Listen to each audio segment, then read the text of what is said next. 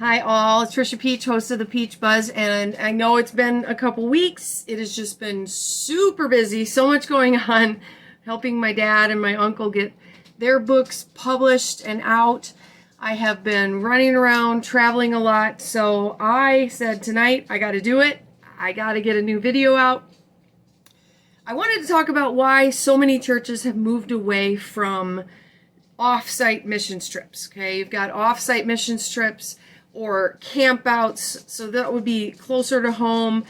But a lot of churches have eliminated any off-site activities whatsoever, even outreaches, say, downtown or a homeless shelter. They've eliminated campouts, things like that. I wanted to go over why so many churches have abandoned extracurricular activities, you might say. When I was young, when I was a girl, we would go on missionette campouts. It was like Girl Scouts, and we would go camping. We would go to, we had camping and camps that we went to, established camps. We would learn, at one time I learned hatchet throwing, which is great for a church event, right? So I learned a lot of these things, and I had a great time, and I made a lot of friends.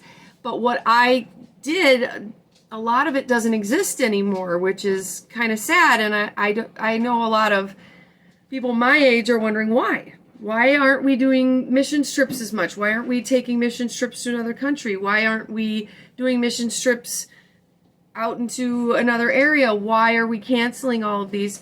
So I wanted to look into that. I wanted to answer that as best I could. From my experience, the number one reason more than anything else is the skyrocketing cost of insurance.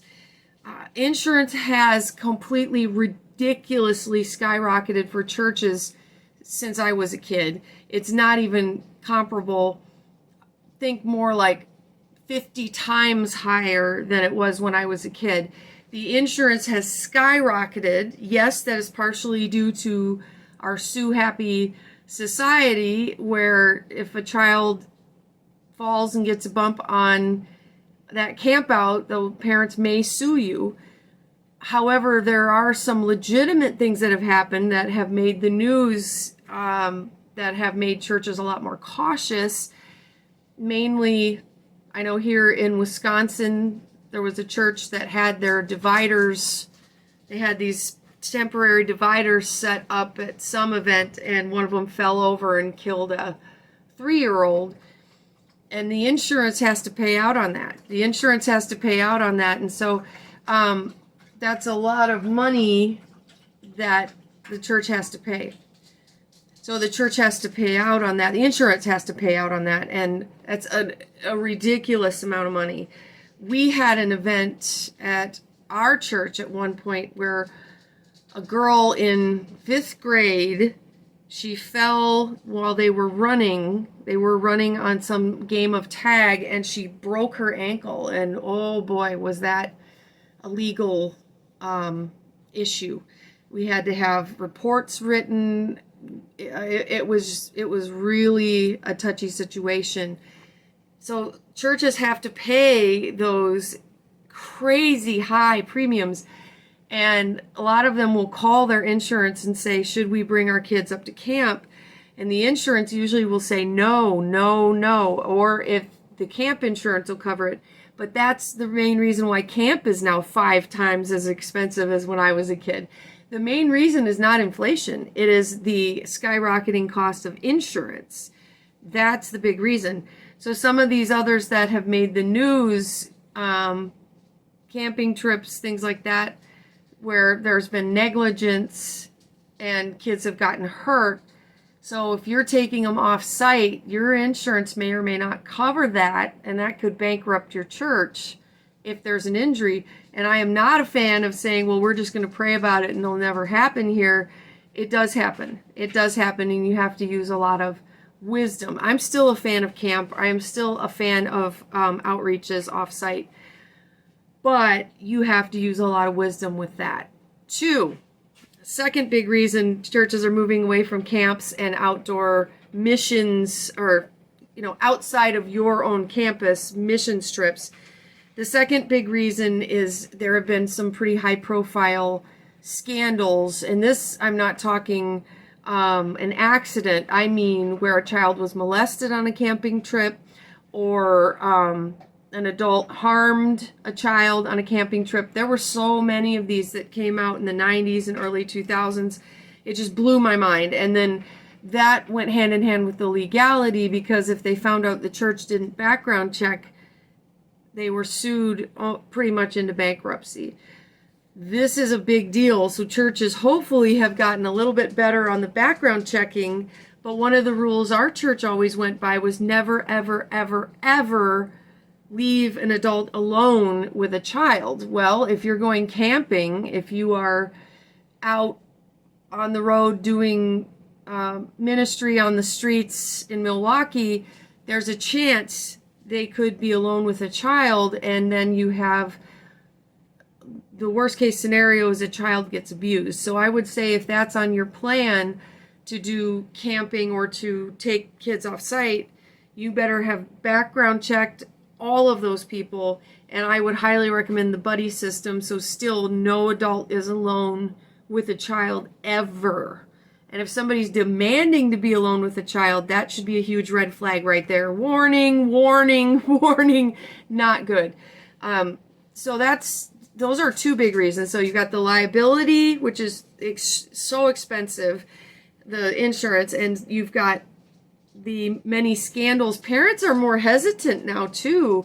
Parents are hesitant to send their child offsite because of some of these scandals. If they saw them hit the TV, the ones where, a scout leader molested all the kids in his tent, and we did have, when I was a kid, one of the boys' scout leaders, I remember that, in our own town. It was mainly his own kids, but there were other kids in there, and it just set a panic on all the parents. And I get it. And it makes you think, it makes you concerned. Should I send my kids on a camping trip? Should I send my kids on a mission trip? I'm still a fan of Bible camp. I sent my daughter this year. I am still a fan of outreach, but you have to use wisdom and remember the trepidation of the parents that are looking to you. You're going to have very cautious parents who are concerned, and you're going to have to do everything you can to alleviate those concerns and say, we've done this background checking, we've done this training. And I know that as churches, we get desperate. We get so desperate for leaders. You can't operate unless you have enough background check leaders. And if you don't have time to completely background check them, then you don't do the event. It's just not worth the risk. The devil's in the details, and I've seen the enemy shut down some really great churches who were unwise in the desperation at the last minute to go, and they didn't check and they didn't look. You really need to do your homework if you're going to be going off site.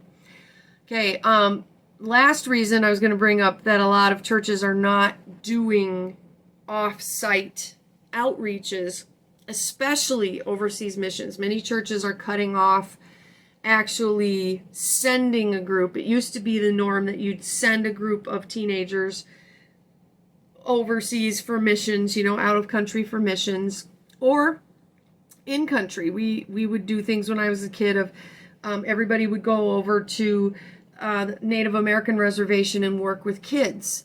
There was, go to the other side of the country and work in a inner city area that needed help, and that was considered a great missions trip. Well, there's a few reasons why that has kind of been backed off of by many churches these days. First of all, reason is the cost. They tend to cost a whole lot of money. When I was on a missions trip to Africa, they had to raise all that money and had to raise, $3,000-$4,000. Some mission trips are $5,000 that you have to raise all the money just to go. And then they were saying, wouldn't that just be better to send the money? And the reality is, in a way, that's true. I know that every one of us that went on that trip was forever changed. We were forever changed. It was such a meaningful experience and huge ministry to all of us that went on the trip. They might have benefited a lot from having all of that money. So some churches have said, no, we're not going to spend $4,000 a person. We're going to take that money and send it over. Now, I don't know that they've been as successful then at raising the same amounts. It's really beneficial for the church too if you have a face to put with it from your church that goes there, takes pictures there, shows what's going on in real time, and then comes back and reports on it, the life change. And I've seen a lot of young people, their lives change in such an awesome way from these mission trips. But the number one pushback that I hear is the cost, the money. It would be better served to send to people in need directly. The second reason that a lot of churches are moving away from overseas mission trips or out-of-country mission trips is a viewpoint that it is not a good thing racially to kind of show, typically in the U.S., a white team going over and helping indigenous peoples or saving them, the white knighting scenario. I personally think it's wonderful, no matter what your race is, to travel different parts of the world and see the reality of the world, and realizing how beautiful other cultures are and their expressions of faith in Christ that challenge our own. I wouldn't take that back for the world. It was fantastic. You see, what you have inside is the love of Jesus that we share. So a lot of them are afraid to send a team, say, to work on a very poor Native American reservation for fear of looking racist. And they don't want to send a team to work with a church in the Philippines for fear of looking racist. I know that some churches have gotten around this by making sure that their missions teams are primarily people of color. The problem there is it was still criticized as being, okay, wealthy Americans, which we are, going to look down on people in another culture and help them or save them. So you do have to combat that. Do I still believe in mission trips? You bet I do. I think they're fantastic. I definitely recommend them. But each church has to think about perception as well. And so our church did a really good job of saying, nope, we are empowering the local pastors and the local churches to do the ministry. So when I was there, the focus was on training their leaders to do puppetry, object lessons, teaching children, putting together a lesson plan, those kinds of things. And yes, doing ministry so they could watch me doing kids ministry, but empowering them to take it over and do what they do so well. So those are the key reasons why a lot of churches are no longer doing campouts or camp or outreach outside of their own campus and are not doing mission trips. So I'm really curious as to what you think about mission trips. I understand the liability.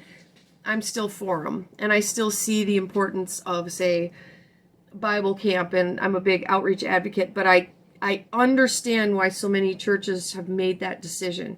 The liability has made it really rough. So tell me how you feel about it. Leave a comment down below. Did I miss a big reason? What does your church do for outreach? I would really love to know. Mission trips. Thank you so much for watching. Thank you for what you do for Jesus and his kids. We love you guys. I'll see you next week on the Peach Buzz. Bye.